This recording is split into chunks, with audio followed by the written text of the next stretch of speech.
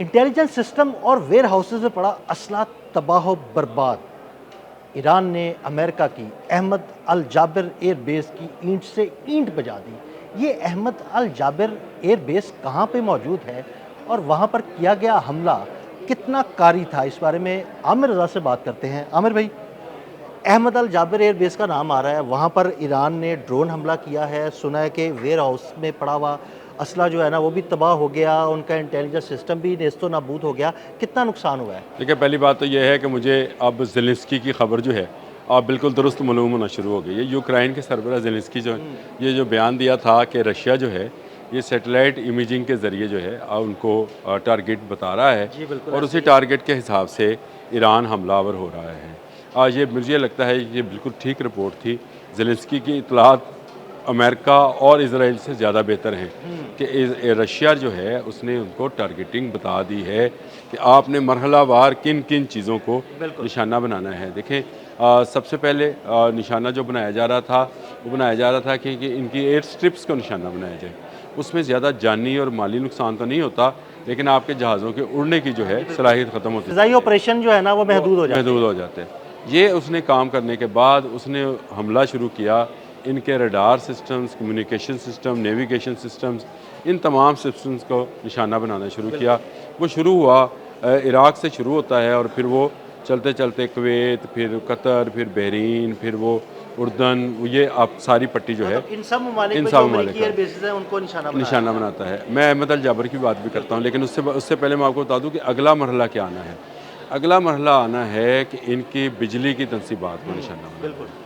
उसके बाद इनके पानी की पानी के तनसीबात को प्लांट्स निशाना बनाना है। बिल्कुल, ये बड़ा जंग ने एंड तक अगर जाना है तो ये ईरान ने इस तरह का प्लान बना रखा बिल्कुल है मरहलावार जो है ना और चीज़ों को उसके निशाना बना रहा है। पास ये मरहलावार चीज़ों की टारगेटिंग जो है वो उसके पास पिन पॉइंट्स हैं। यानी पिन पॉइंट से मुराद ये है कि उसको पता है कि कहाँ से मिसाइल चलेगा और कहाँ जाकर गिरेगा। इंटरसेप्ट होगा तो उसके लिए मुतबादल क्या होगा और उसके लिए ये स्ट्रेटजी, वॉर स्ट्रेटजी जो है उसने तरतीब दी है। अहमद अल जाबर एयर बेस जो है ये अमेरिका के कंट्रोल में है और कुवैत में मौजूद है सही। और यहाँ पर इनका कम्युनिकेशन सेंटर था, इनका असले के गोदाम थे और बहुत सारी इस तरह की तनसीबात थी। अब यहाँ पर पहले भी हमला, अगर आपको याद है, यहाँ बैलिस्टिक मिसाइल हमला किया गया था, लेकिन वो एयर स्ट्रिप्स पे किया गया था। बिल्कुल, अब के हमला जो है उनकी उन चीज़ों पे किया गया है जो कान, नाक बिल्कुल। समझे हाँ जी, जाते हैं। कान, आँख, नाक, नाक जो कम्युनिकेशन सिस्टम हो गया, उनके ईएनटी, रडार्स हो गए। ये समझे उनका अस्करी ईएनटी वार्ड था बिल्कुल ये जिसको निशाना बनाया है। और ये निशाना जो है ये बनाने के बाद अगली बारी जो आती है वो फिर आती है इनके रेजिडेंशियल एरियाज़ की। ये एक और जहद होएगी और उसके बाद आएगा उनका पानी का और उसकी बाकी चीज़ों का जो है। तो ईरान ने इस तवील जंग के लिए तैयारी भी तवील कर रखी है।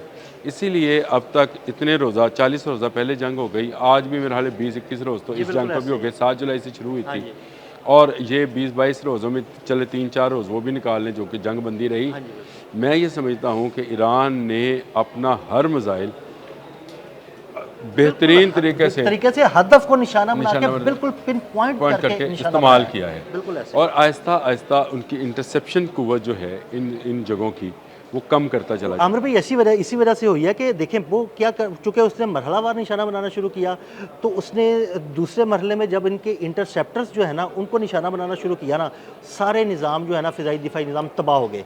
जब वो तबाह हो गए तो वो इंटरसेप्ट करना ही छोड़ गए। हाँ, लेकिन चले ये बात तो आपने बिल्कुल सही की कि इनका दूसरा मरहला ही वो था हाँ जी बिल्कुल। कि इंटरसेप्टर्स ख़त्म किए जाए। अब इंटरसेप्टर सारे तो ख़त्म नहीं हुए होंगे, रहे हैं अभी भी इनके उर्दन में, कुवैत में मौजूद लेकिन हैं। आमिर भाई कितने सिस्टम कितने बचे रहेंगे? होंगे और जब ये स्वाम अटैक की सूरत में हमला करते हैं तो कितने ये है वो पैनिक, चीज़ों को निशाना ये बनाएंगे वो पैनिक है जो कितने मिसाइल, कितने ड्रोन्स, किसको निशाना ये वो बनाएंगे? पैनिक है जो आपको ट्रंप के, पेड हेक्सत के चेहरों पे नज़र आता है, इवन जेडी वेंस के चेहरे पे भी बिल्कुल नज़र ऐसे आता ही। है। ये वो पैनिक है जो कि नज़र आना चाहिए था किस पे, हमें मसूद पशकियान पे, अब्बास अरागची पे, उन पे बिल्कुल नहीं है आमिर बाकर भाई। कालीबॉफ पे और जो हैं हाँ, अच्छा वो मुश्तबा डटे हुए हमनई हैं, पे। वो डटे हुए हैं। अब मुझे बताएं, उनके चेहरों पे इत्मीनान नज़र आता है, इनके चेहरों पे परेशानी नज़र आती है, तो इसकी वजह यह है कि जंग को जितना आप तूल देते चले जाएंगे उतना आपका नुकसान होगा। एक बड़ी एयर बेस अहमद अल जाबर जो है इसको नुकसान पहुँचाया गया है, यहाँ पर मौजूद असले को तबाह किया गया, यानी गोदामों में पड़ा असला जल उठा है।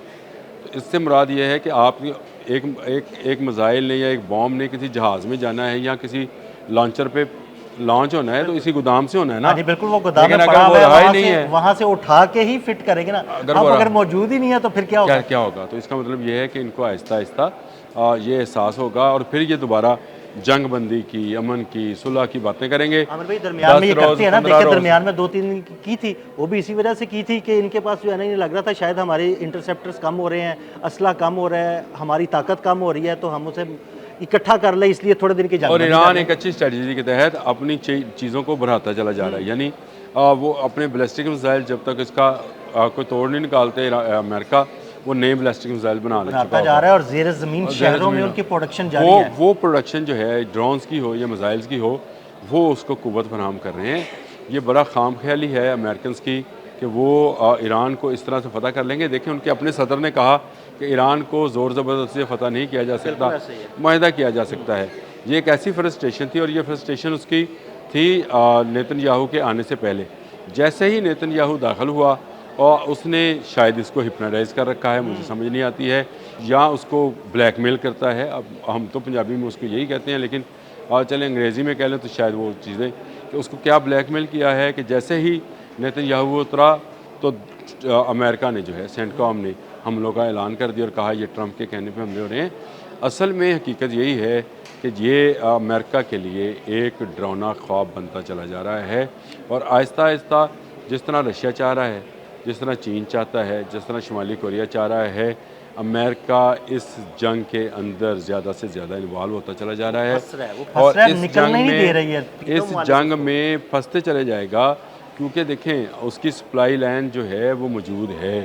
कैस्पियन सी से उसको सप्लाई लाइन उसकी टूटी नहीं है। टूटी नहीं है और एक और, हरकत की चीन थी के साथ उसने, यूक्रेन ने एक हरकत की थी, एक शिप को निशाना बनाया था, उसके बाद ईरान ने सिर्फ एक ही धमकी दी है तो यूक्रेन जो है ना वो मिनतो बैठ तरलों पे गया। आ गया ना, बिल्कुल मिनतो तरलों पे। मिनतो तरलों पे आ गया था। लेकिन ये बात आप समझें कि इस वक्त बिल्कुल वही सिचुएशन है जो किसी ज़माने में रशिया की हुई थी और रशिया टूट रहा था।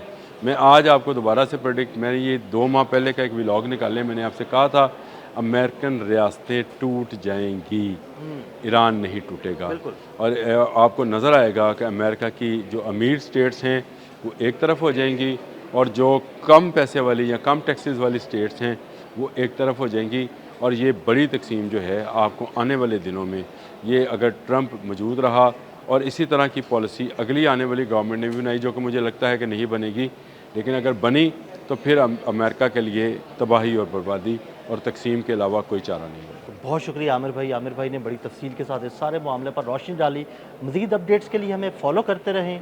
अदील अहमद और आमिर रज़ा को इजाज़त दीजिएगा। अल्लाह हाफ़िज़।